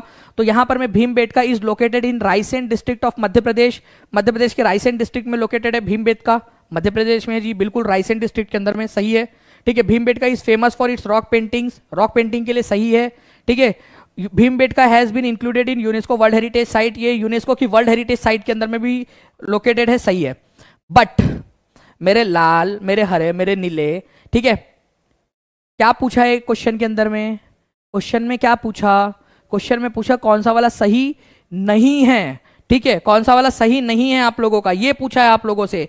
तो आंसर आपका होगा ऑप्शन नंबर डी, क्योंकि गलत वाला पूछा है भाई। तीनों के तीनों सही है यहां पर में, गलत एक भी नहीं है। तो गलत एक भी नहीं है तो आंसर होगा नन ऑफ दी अबव, कोई भी गलत नहीं है भाई, सारे के सारे सही है। ठीक है, सारे के सारे सही है यहां पर में, कोई भी गलत नहीं है। इनमें से एक भी ऑप्शन को नहीं बोल सकते हम जो कि हमारे इस क्वेश्चन का आंसर हो। ओके, तो इस तरह से आप लोगों ने एग्जाम के लिए अपने माइंड को प्रिपेयर करना है। ओके, बहुत बहुत शुक्रिया फ्रेंड्स आपका। जल्दी जल्दी से सभी लोग अपना अपना योगदान यहां पर में देते रहेंगे। मैं आपको बता दूं कि जो गलत हो रहा है ना, उससे घबराना नहीं, उससे ना प्रेरणा लेनी है कि आप लोगों के माइंड में जो है वो न्यूरॉन्स बन रहे हैं। अब जब एग्जाम में आप लोग करोगे तो आपका ध्यान रहेगा कि सही बोला है या गलत पूछा है आप लोगों से, हाँ पूछा है या नहीं पूछा है, आप लोगों को अब याद रहेगा। तो इससे घबराना नहीं बिल्कुल भी, इससे प्रेरणा लेनी है कि इससे आप और ज्यादा बेहतर कर पाओगे आप लोग एग्जाम के अंदर में। ठीक है, चलिए नेक्स्ट क्वेश्चन की तरफ में हम लोग यहां पर में आगे बढ़ते हैं। हमारे इस क्वेश्चन का आंसर डी था। टेम्परेट जोन या समशीतोष्ण क्षेत्र कहां पर में पाया जाता है, ये बताइए आप लोग। समशीतोष्ण क्षेत्र, टेम्परेट जोन, टेम्परेट जोन, और काफी सारे बच्चे जो है फ्रेंड्स इसमें कंफ्यूज रहते हैं। टेम्परेट जोन, जल्दी से बताइए टेम्परेट जोन कहां पर में पाया जाता है आप लोगों का? Okay, temperate zone. और कितने लोग चाहते हैं कि ऐसे ही और भी सेशंस आप लोगों के लिए लूं मैं, जिसके अंदर में पोल के थ्रू हम लोग रिवीजन करें, फास्ट रिवीजन, जो जो हम लोगों ने पढ़ा हुआ है वो मुझे कमेंट करके जरूर बताएंगे। ओके, जल्दी जल्दी से बताते रहिए आप सभी लोग। देखिए फ्रेंड्स, अगर हम लोग बात करें यहां पर में हमारे समशीतोष्ण क्षेत्र की, टेम्परेट जोन की, तो टेम्परेट जोन जो है फ्रेंड्स आप लोगों का ये पाया जाता है ट्रॉपिक ऑफ कैंसर से आर्कटिक सर्कल के बीच में। ठीक है, और ट्रॉपिक ऑफ कैप्रिकॉर्न और अंटार्कटिक सर्कल के बीच में। ठीक है, ट्रॉपिक ऑफ कैंसर और आर्कटिक सर्कल के बीच वाला क्षेत्र जो है आप लोगों का, ध्यान से समझिए आप सभी लोग। ओके, ध्यान से समझेंगे। ये आपका 0 डिग्री, यहां पर मैं आप लोगों को ट्रॉपिक ऑफ कैंसर, और ये यहां पर मैं आपका Arctic circle. Okay, Arctic circle, इसके बीच वाले को आप लोग बोलेंगे टेम्परेट जोन। बिल्कुल सेम पद्धति में ट्रॉपिक ऑफ कैप्रिकॉर्न, मकर रेखा और आर्कटिक वृत्त। ठीक है, यहां पर में इस वाले क्षेत्र को भी आप लोग क्या बोलते हो? इस वाले क्षेत्र को भी आप लोग बोलते हो समशीतोष्ण क्षेत्र। ठीक है, टेम्परेट जोन। तो बी भी सही है यहां पर में, और सी भी यहां पर में सही है आप लोगों का। तो निम्नलिखित में से किन अक्षांशों के बीच समशीतोष्ण क्षेत्र स्थित है, बोला है ना आप लोगों से। बी और सी दोनों के दोनों यहां पर में सही है आप लोगों के। तो जिसने भी बी आंसर लगाया है और जिसने भी सी आंसर लगाया है, ठीक है, वो दोनों का सही है यहां पर में। आप लोग ऐसा समझ लीजिए यहां पर में कि आपका सही है। ठीक है, तो यहां पर में more than one of the above, ऐसा हम लोग यहां ऑप्शन जोड़ लेते हैं। More than one of the above, एक से ज्यादा यहां पर में सही है आप लोगों के, एक से ज्यादा सही है। ठीक है, तो more than one of the above E answer हो जाएगा। तो आप लोग अपने हिसाब से जिसकी भी दिमाग की बत्ती जल चुकी थी वो आंसर सही से लगा देगा यहां पर में। ओके, चलो आगे बढ़ते हैं हम लोग फ्रेंड्स। यहां पर में इसको आप लोग छोड़ दीजिए, इसको आंसर ई मान लीजिए, और जिसने भी बी और सी आंसर लगाया वो सही मान लेंगे अपना आंसर। तो ट्रॉपिक ऑफ कैंसर से आर्कटिक सर्कल के बीच में, ट्रॉपिक ऑफ कैप्रिकॉर्न से अंटार्कटिक सर्कल के बीच में आप लोगों का टेम्परेट जोन पाया जाता है। भारत की प्रधान मध्याह्न रेखा निम्नलिखित में से किस राज्य से होकर नहीं गुजरती है? ठीक है, prime meridian of India, prime meridian नहीं बोलते उसको, इंग्लिश में जो प्रॉपर इंग्लिश है आप लोगों का वो है standard meridian of India, standard meridian of India. ठीक है, भारत की प्रधान मध्याह्न रेखा जिसका जिसका अक्षांश है 82.5 डिग्री, ठीक है, ईस्ट, 82.5 डिग्री ईस्ट, जहां से हमारा समय डिसाइड होता है, वो कितने राज्यों से होकर जाती है, जल्दी जल्दी बताओ। वो जाती है 5 राज्यों से होकर, 5, ठीक है। उत्तर प्रदेश, मध्य प्रदेश है, छत्तीसगढ़ है, लेकिन तमिलनाडु उसमें नहीं है। तो आंसर आपका ऑप्शन नंबर डी हो जाएगा। 66% लोगों ने सही आंसर दिया है, जबकि ये बहुत ही इजी क्वेश्चन था। कौन कौन से 5 राज्य है मेरे साथ में दोहराओ। यूपी है, एमपी है, ठीक है, छत्तीसगढ़ है, उड़ीसा राज्य है आप लोगों का, और आंध्र प्रदेश है। ये 5 राज्य है जिनमें से जाती है। ओके, ये याद रखना है आप सभी लोगों ने। मध्याह्न रेखा आप लोगों की मैप के थ्रू आप लोग देख सकते हो फ्रेंड्स यहां पर में कि 23.5 डिग्री ईस्ट वाली लाइन, ये आपका 82.5 डिग्री ईस्ट वाली लाइन 82 डिग्री और 30 मिनट, इसी को आप लोग 82.5 डिग्री ईस्ट भी लिख सकते हो आप लोग। इसका लॉजिक आपको बताया हुआ है मैंने ऑलरेडी। तो यहां पर मैं आप लोग देखोगे फ्रेंड्स, ये आप लोगों का ये उत्तर प्रदेश है, मध्य प्रदेश है, छत्तीसगढ़, उड़ीसा और आंध्र प्रदेश, इसमें से जाती है लाइन। 40वें नंबर का क्वेश्चन है, इसका आंसर आप लोग कीजिए जल्दी से। यहां पर में 40th नंबर का 1600 प्लस लाइक्स हो चुके हैं फ्रेंड, 400 की कमी है। जल्दी जल्दी से सभी के सभी लोग लाइक एंड शेयर करते रहेंगे, सभी के सभी। ओके, तो यहां पर में आंसर क्या होगा आपका, देखिए कॉपर, टिन, गोल्ड, तांबा, टिन और गोल्ड हड़प्पा सभ्यता के समय में कहां से आते थे। तो कॉपर जो है फ्रेंड्स आपको याद रखना है, जो तांबा है आप लोगों का, ठीक है, ये कहां से आता था, टिन कहां से आता था, गोल्ड कहां से आता था। गोल्ड जो है वो कर्नाटक से आता था, वो तो बिल्कुल सही है, ठीक है। तो जहां 3 नहीं है वो आंसर नहीं हो सकता आपका, ए तो आंसर बिल्कुल नहीं हो सकता, ठीक है। तांबा कहां से आता था, टिन कहां से आता था, ये आप लोगों ने यहां पर में बताना है।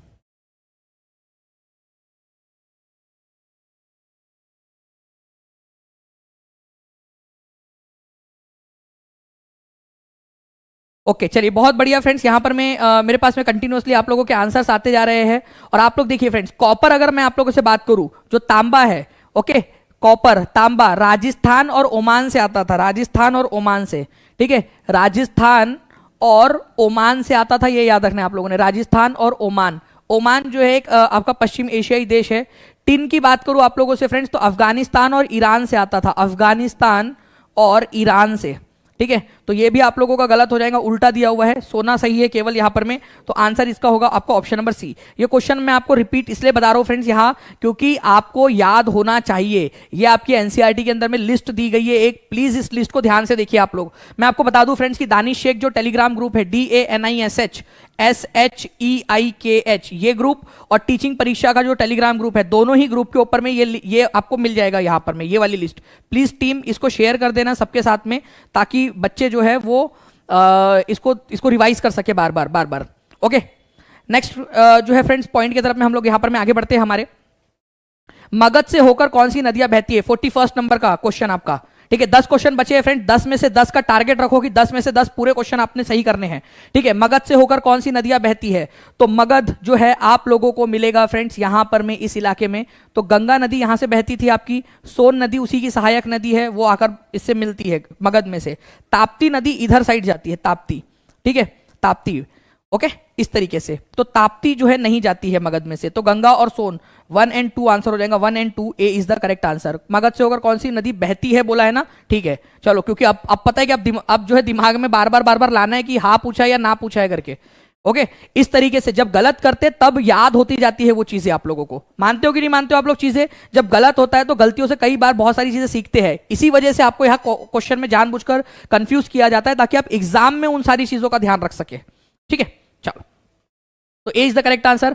हमारे सौर मंडल का दूसरा सबसे बड़ा चंद्रमा टाइटन किसका ग्रह है, किस ग्रह की परिक्रमा करता है। टाइटन किसका जो है उपग्रह है, ये बताना है आप लोगों ने। दूसरा सबसे बड़ा चंद्रमा या दूसरा सबसे बड़ा उपग्रह टाइटन, ठीक है। सोलर सिस्टम का दूसरा सबसे बड़ा उपग्रह है ये, सोलर सिस्टम का दूसरा सबसे बड़ा उपग्रह, ठीक है।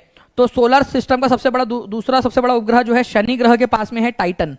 वैसे दूसरा सबसे बड़ा उपग्रह बोला है, तो सबसे बड़ा उपग्रह कौन सा है, सबसे बड़ा जो है फ्रेंड्स वो है गैनीमाइड, ठीक है, गैनीमाइड, ठीक है। गैनीमाइड जो है फ्रेंड्स ये आप लोगों का है, आप लोगों का जुपिटर के पास में, जुपिटर के पास में सबसे बड़ा उपग्रह है गैनीमाइड, पूरे सोलर सिस्टम का सबसे बड़ा उपग्रह गैनीमाइड, ठीक है। तो इस पर्टिकुलर क्वेश्चन टाइटन का आंसर होगा शनि ग्रह के पास में है।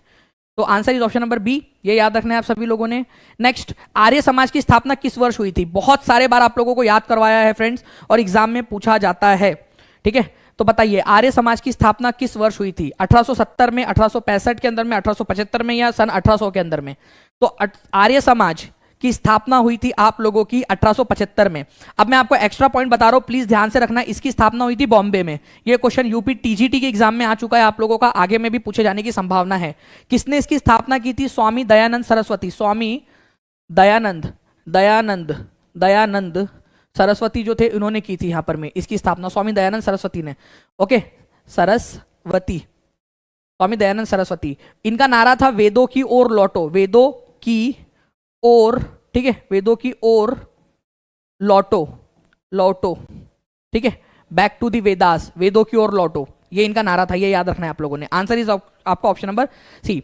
तो ब्राह्मण समाज की स्थापना 1828 में राजा राममोहन रॉय ने की थी। सत्यशोधक समाज की स्थापना, वेरी इंपॉर्टेंट क्वेश्चन, बहुत बार पूछा जाता है। वेलूर मठ की स्थापना, जहां पर में रामकृष्ण मिशन का भी स्थापना की गई थी, रामकृष्ण मिशन को शुरू किया गया था 1897 में स्वामी विवेकानंद जी के द्वारा। ओम भट्ट स्वाहा, ठीक है, याद रखना है आप सभी लोगों ने।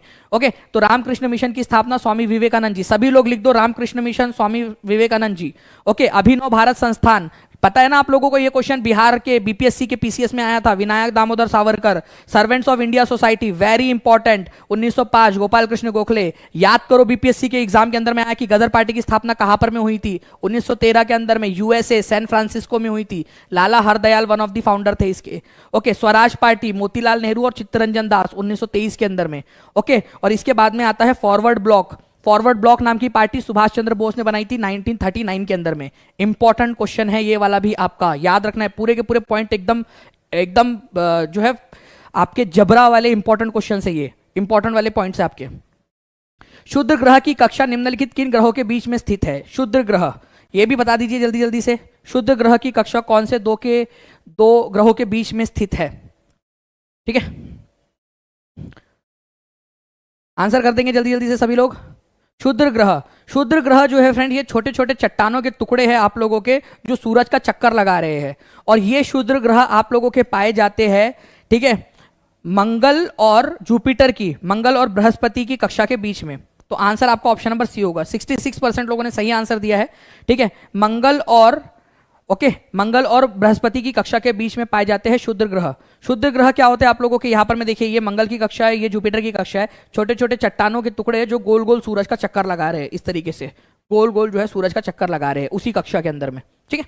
चलिए, उसके बाद में जो है फ्रेंड्स आप लोगों को बताना है कि संगम जो कविताओं में किन 3 राजवंशों को मूवेंडर कहा गया है? संगम कविताओं में 3 राजवंशों को मूवेंडर कहा गया है, चेर, पाल और राष्ट्रकूट। ए, बी, सी और डी यहां पर मैं आप लोगों को दिया गया फ्रेंड्स, आपको बताइए इसका आंसर क्या होगा आपका, ठीक है।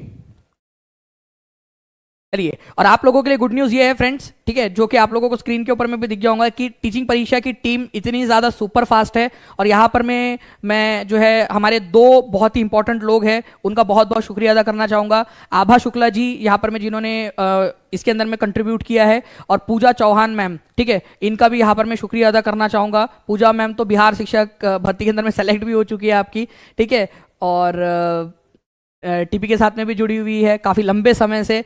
तो ये भी आप लोग जो है फ्रेंड्स याद रखोगे कि पूरी टीम मेहनत करती है आप लोगों के लिए। और मुझे यहाँ पर मैं बताया गया कि इसकी टेस्ट बन चुकी है सर, बच्चों को दे देना करके टेस्ट बन चुकी है आपकी, तो आपको टेस्ट मिलेंगे। अच्छा, यहाँ पर मैं देखिए एक और इन्होंने अपडेट कर दिया है, क्लास में पढ़ाते पढ़ाते यहाँ पर मैं पीछे से जो है फ्रेंड्स, ठीक है, आपका ये हो चुका है। यहाँ क्या ऐसा टेलीग्राम पर टेस्ट लिंक शेयर कर दिया है, क्लास के एंड में पिन कर दीजिएगा, ठीक है मैम, कर देंगे ताकि मुझे याद रहे। उन्होंने यहाँ लिख दिया स्क्रीन के ऊपर में। Thank you very much Pooja ma'am. Chola, Chera और पांड्या, इनको कहा जाता है फ्रेंड्स मूवेंडर, ये याद रखेंगे आप लोग, चोल, चेर और पांड्या। आगे बढ़ते हैं हम लोग यहाँ पर में हमारे नेक्स्ट क्वेश्चन की तरफ में। ओके, दहलीए कुनाह और जहांपनाह क्या थे? 45वां नंबर का क्वेश्चन, दहलीए कुनाह, ठीक है। कॉन्ग्रेचुलेशन पूजा मैम, कॉन्ग्रेचुलेशन आभा मैम। चलो यहाँ पर में सभी लोग लिख देंगे, एक बार उनको भी थैंक यू लिख देंगे आप लोग वहां पर में, ठीक है, आभा मैम को, पूजा मैम, दोनों को यहाँ पर में। देखिए, दहलीए कुनाह और जहांपनाह नाम का जो शहर है आप लोगों का, क्या थे ये? बेसिकली शहर थे, जो मैंने आपको बता दिया कि सिटीज थे ये, सुल्तान, दिल्ली सुल्तान के द्वारा बनाए गए। मैप के अंदर में भी दिखाने की कोशिश करता हूँ आप लोगों को। ये देखिए, ये जहांपनाह नाम का शहर है दिल्ली के अंदर में, दिल्ली सल्तनत के समय में बनाया गया। ये दिल्ली है कुन्हा है आप लोगों का, दिल्ली है कुन्हा पुराना वाला शहर। ये सीरी है, सीरी नाम का शहर जो है अलाउद्दीन खिलजी ने बसाया था। दिल्ली है कुन्हा नाम का शहर जो है कुतुबुद्दीन ऐबक ने बनाया था। और जहां पन्हा नाम का शहर तुम्हारे मामा का लड़का मोहम्मद बिन तुगलक ने बनाया था। ये भी याद रख सकते हो आप लोग। इसके अलावा जो है फ्रेंड्स हौज ए सुल्तानी, बहुत ही फेमस क्वेश्चन है आप लोगों का, हौज ए सुल्तानी, ये वाला हौज ए सुल्तानी, ठीक है, दिल्ली कुन्हा के पास में बनाया गया था हौज ए सुल्तानी, जो कि इल्तुतमिश के द्वारा बनाया गया था अपनी जनता को पानी देने के लिए। ओके, हौज ए खास भी है जो कि आपका अलाउद्दीन खिलजी ने बनवाया था। ठीक है, चलिए ऐसे ही आप लोग पढ़ते रहोगे फ्रेंड्स। 1700 प्लस लाइक्स हो चुके हैं, जल्दी जल्दी से लाइक का बटन भी जरूर दबाते रहेंगे सभी लोग, क्योंकि पूरी टीम आप लोगों के लिए एफर्ट्स कर रही है, तो उन लोगों के लिए एक एक लाइक तो जरूर बनता ही है आप लोगों का। आपको बताना है विशिष्ट अद्वैतवाद का संदेश जो है दर्शन किसने दिया था? विशिष्ट अद्वैतवाद। विशिष्ट अद्वैतवाद को समझने से पहले आपको अद्वैत समझना पड़ेगा। अद्वैत का मतलब होता है कि कुछ भी चीज अलग नहीं है, हम सब एक है, आप, मैं, हम सब, आपका मोबाइल, ये चरणदास, चमेली बाई, ठीक है, ये और सब, हम सब एक है, भगवान का ही अंश है और भगवान ही हम है, हम में ही भगवान है, सब एक है हम लोग, कोई दूसरा है ही नहीं। ये अद्वैतवाद का कंसेप्ट है। ये दिया था शंकर ने, ठीक है, शंकर या शंकराचार्य जो बोलते हैं आप लोग। लेकिन जब विशिष्ट अद्वैतवाद का कंसेप्ट आता है आपका पूरा, तो ये दिया था फ्रेंड्स रामानुजाचार्य ने। उन्होंने कहा था कि हम सब एक है, बट एक होते हुए अलग अलग भी है। एक है लेकिन एक होते हुए अलग अलग भी है। ये कंसेप्ट जो था वो दिया था फ्रेंड्स रामानुजाचार्य ने। तो विशिष्ट अद्वैतवाद का कंसेप्ट रामानुजाचार्य ने, और अद्वैत अगर केवल आ जाए तो शंकर ने। दोनों पॉइंट्स लिख दो जल्दी से कमेंट बॉक्स में। हर एक बच्चा दोनों पॉइंट लिख देगा। अद्वैतवाद सभी के सभी को लिखना है कमेंट बॉक्स में। अद्वैत शंकर ने, विशिष्ट अद्वैत रामानुजाचार्य ने, सभी के सभी लोग लिखेंगे। याद करना है आपने, बहुत इंपॉर्टेंट पॉइंट है आप लोगों का। नेक्स्ट क्वेश्चन की तरफ में आगे बढ़ते हैं फ्रेंड्स। उससे पहले मैं आपको पूरी की पूरी लिस्ट दे रहा हूं, ठीक है। सांख्य दर्शन कपिल ने दिया था, योग दर्शन पतंजलि ने, ठीक है। ये तो याद रखने में आसान भी है। योगा से होगा बाबा रामदेव वाला, ठीक है, पतंजलि के नाम से उन्होंने ब्रांड बना लिया है। न्याय ऋषि गौतम, अब ये गौतम बुद्ध नहीं है, अलग है, लेकिन याद रख लेना गौतम बुद्ध न्याय करते थे, है अलग अलग दोनों गौतम, लेकिन याद रखने के लिए आप याद रख सकते हो। वैशेषिका कनद ने दिया है, और मीमांसा दर्शन, मम्मी और मौसी आपको जैम खिलाती है। अद्वैत शंकर या शंकराचार्य, द्वैत माधवाचार्य। द्वैत ने, माधवाचार्य बोलता है कि भाई ये लोग ना सब पगला गए, ठीक है। रामा बोलता है कि अद्वैत वाले लोग जो है ना और विशिष्ट अद्वैत वाले पगला गए। ऐसा कुछ नहीं है भाई, सब अलग अलग है, भगवान अलग है, तुम अलग हो, सब अलग अलग है। चरणदास, ठीक है, चमेली भाई, तुम दोनों भी अलग अलग हो। ऐसा मत समझना खुश हो जा रहे कि दोनों के दोनों एक है करके, ओके, दोनों अलग अलग हो। तो द्वैतवाद का कंसेप्ट माधवाचार्य ने दिया था। माधवाचार्य बोले कि भाई कुछ भी नहीं है करके, ये सब फालतू की बातें है। चलो, तो ये आ सकता है कभी एक आध बार एग्जाम में, द्वैतवाद का कंसेप्ट किसने दिया था भाई? डुअलिज्म, सब अलग अलग है, माधवाचार्य ने दिया करके। आप लोग बता देना उसको। नेक्स्ट क्वेश्चन की तरफ में आगे बढ़े हम लोग। यहां पर में फ्रेंड्स 48 नंबर का क्वेश्चन आप लोगों का, निम्नलिखित में से कौन सा पुराने वलित पर्वत का उदाहरण है? ठीक है, ओल्ड फोल्ड माउंटेन, ठीक है। फोल्ड माउंटेन का एग्जांपल, सबसे पहले तो फोल्ड माउंटेन क्या होता है ये देखिए आप लोग। एक तरीके से टेक्टोनिक प्लेट्स एक दूसरे के ऊपर में जब मूव करती है ना, ऐसे धीरे धीरे धीरे धीरे एक टेक्टोनिक प्लेट दूसरे टेक्टोनिक प्लेट के ऊपर में मूव कर रही है, तो उससे देखिए यहां पर में पहाड़ नुमा एक शेप बन रहा है आपका, इसको वलित पर्वत बोला जाता है, ठीक है, वलित पर्वत, फोल्ड माउंटेन। अब जो बहुत समय पहले, लाखों साल करोड़ों साल पहले जो है फोल्ड माउंटेन बने थे, उनको आप लोग उनसे वो पूछा जा रहा है आपसे। वोस्जेस, पहली बात तो ब्लॉक माउंटेन है, फोल्ड माउंटेन है ही नहीं, इसको तो उड़ा दो पहले आप लोग। किलिमंजारो ये वोल्केनो से बना हुआ माउंटेन है, वोल्केनिक माउंटेन है, वोल्केनिक ज्वालामुखी से बना हुआ है, इसको भी उड़ा दो। हिमालय जो है फोल्ड है लेकिन यंग है, यंग फोल्ड माउंटेन है, यंग वाला, तो इसको उड़ा दो। ये फोल्ड माउंटेन है, वलित है लेकिन यंग है, ठीक है। यूराल जो है ये फोल्ड माउंटेन है और ओल्ड भी है, पुराना वलित पर्वत। कितने लोगों ने सही आंसर दिया था? देखो मेरे साथ साथ में देखो, प्यारे प्यारे बच्चों ध्यान से देखो। यहां पर में वोस्जेस ब्लॉक माउंटेन का एग्जांपल है, भ्रंशोत पर्वत का, तो वलित तो हो ही नहीं सकता, नया पुराना अदरक लहसन प्याज कुछ नहीं हो सकता वो। वोस्जेस ब्लॉक माउंटेन है, भ्रंशोत पर्वत है। हिमालय, अच्छा माउंट किलिमंजारो ये भी वलित पर्वत ही नहीं है, तो पुराना नया की बात ही नहीं आती, ठीक है, वोल्केनिक माउंटेन है। हिमालय और यूराल दोनों फोल्ड है, हिमालय नया वाला वलित पर्वत है, यंग फोल्ड माउंटेन है, और यूराल जो है वो ओल्ड फोल्ड माउंटेन है। ये समझ में आया सभी लोगों को? जल्दी बताओ। ओके, तो C is the correct answer. Next, निम्नलिखित में से किस क्षेत्र को विश्व का फलोद्यान कहा जाता है? 49 नंबर का क्वेश्चन है फ्रेंड्स। मैं चाहता हूं यहां पर में जब हम लोग 50वें नंबर के क्वेश्चन पर हो तो आप लोगों ने सारे टारगेट्स कंप्लीट कर दिए हो, सभी के सभी लोग, ठीक है। तो निम्नलिखित में से किस क्षेत्र को विश्व का फलोद्यान कहा जाता है? तो विश्व का फलोद्यान कहा जाता है फ्रेंड्स मेडिटेरियन रीजन को, भूमध्य क्षेत्रीय जो आप लोगों की वनस्पति है उसको कहा जाता है भूमध्य क्षेत्रीय को, भूमध्य क्षेत्र को। तो C is the correct answer.